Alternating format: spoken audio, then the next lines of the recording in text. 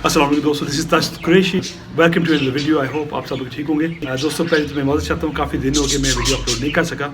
उसकी वजह ये थी कि मैं पाकिस्तान आया हुआ हूँ और रास्ते में 3-4 दिन लग गए। उसकी वजह ये थी कि जब मैं आ रहा था हॉलैंड से तो इस्लामाबाद में बहुत मौसम ख़राब था, धुंध थी। उस वजह से हमारे जो फ़्लाइट थी उसको आज़रबाईजान जाना पड़ा। वहाँ पे फिर एक दिन रुकना पड़ा और उसके बाद फिर हम यहाँ पे इस्लामाबाद आए। दोस्तों मैं आज आपको बताऊँगा कि कैसे आप आज़रबाईजान जा सकते हैं, वहाँ पे काम कर सकते हैं और एक अच्छी अमाउंट पाकिस्तान भेज सकते हैं। जब मैं पाकिस्तान अभी आ रहा था तो मुझे एक दिन वहाँ रहने का इत्तेफाक हुआ और मैंने वहाँ पे लोगों के साथ बातचीत की, डिस्कशन की और पाकिस्तानी लोगों से वहाँ मिला कि यहाँ पे बाकू में आज़रबाईजान में कैसे लोग हैं, पाकिस्तान से आ सकते हैं, यहाँ पे कारोबार कर सकते हैं या जॉब वगैरह कर सकते हैं। मैं आपको ज़रूर करूँगा आप वहाँ पे जाएँ, अपनी किस्मत ज़रूर आजमाएँ जाके। यूरोप में जाना जिस तरह आपको पता है आजकल बहुत मुश्किल है और वीज़ा हासिल करना मुश्किल है और आपको बहुत सारे पैसे देने पड़ते हैं जिनको, लेकिन आज़रबाईजान आप खुद वीज़ा लगवा सकते हैं। वीज़ा लगा के वहाँ पे जाएँ, अपनी किस्मत ज़रूर आजमाएँ।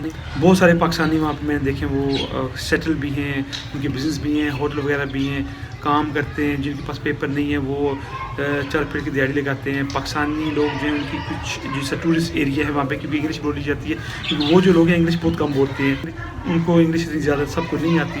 तो अगर आपको थोड़ी बहुत इंग्लिश आती है तो आप जो टूरिस्ट शॉप में जाके आप काम कर सकते हैं, क्योंकि वहाँ पर बहुत सारे टूरिस्ट आते हैं तो ऑफकोर्स वो इंग्लिश बोलते हैं। तो एक तो आपको ये इस चीज़ का बेनिफिट है। दूसरा ये है कि अगर आप के पास थोड़े से पैसे, अगर आप तकरीबन पाकिस्तान का 7-8-10 लाख रुपए आपके पास है तो उससे भी आप वहाँ पे एक छोटी शॉप खोल सकते हैं। उसका फ़ायदा ये होगा, एक तो आप उस शॉप के बेस पे आप अपने पेपर बना सकते हैं। दूसरी चीज़ ये है कि अगर आप चाहें अपनी फैमिली को भी बुला सकते हैं। ये एक इस वक्त बहुत अच्छी अपॉर्चुनिटी है। थोड़े से साल हुए आज़रबाईजान को आज़ाद हुए, जब आप वहाँ पे जाएंगे तो आपको बहुत सारी बेनिफिट्स भी दिए जाते हैं, आसानियाँ बहुत हैं आपको।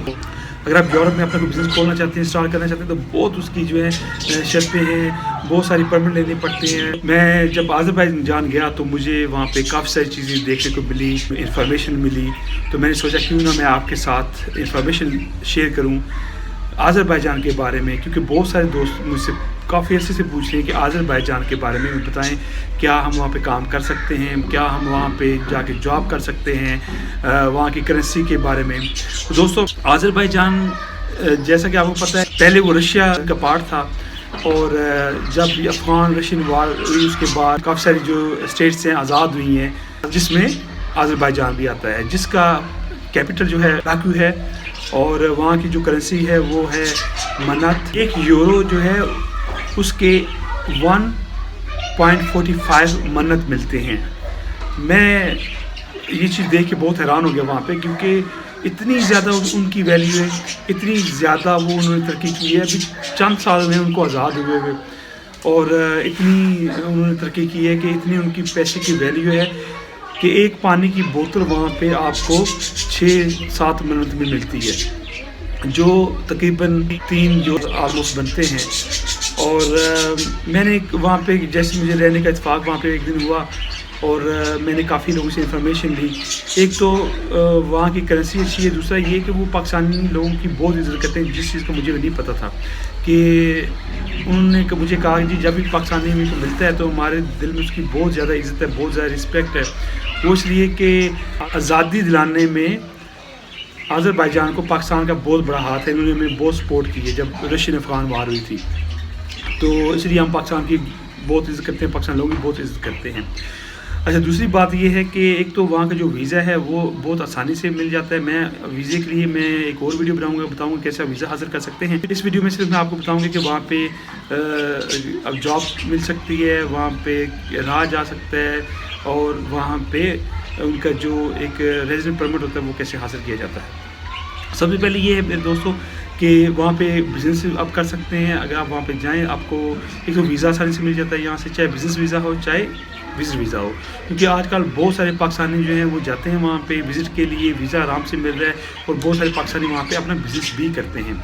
वहाँ पे जो लैंग्वेज उनकी बोली जाती है वो टर्किश बोलते हैं और वहाँ पे अगर आप जाएं, वहाँ पे अगर आपके पास कुछ पैसे हैं आप कोई बिज़नेस कर सकते हैं, कोई शॉप वगैरह खोल सकते हैं। تو اس طرح بھی آپ کو ان کی جو ریزیڈنس پرمٹ ہے وہ ملتی ہے.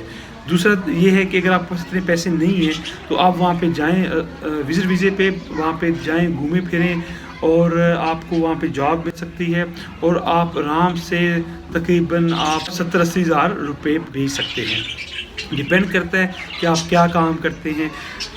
سب سے جو میں نے زیادہ وہاں پہ کام دیکھا ہے پاکستانی لوگوں کے لیے آئیڈل جو چیز ہے وہ یہ ہے کہ اگر آپ وہاں پہ 5 اسٹارز ہوٹل میں اگر کام کریں تو اس کا فائدہ یہ ہے کہ آپ کو رہائش وہ دیتے ہیں، آپ کا کھانا پینا سب ان کی ذمہ ہوتی ہے، ہوٹل میں ہی رہائش دیتے ہیں، جو ان کے رومز ہوتے ہیں اس میں آپ کو رکھا جاتا ہے.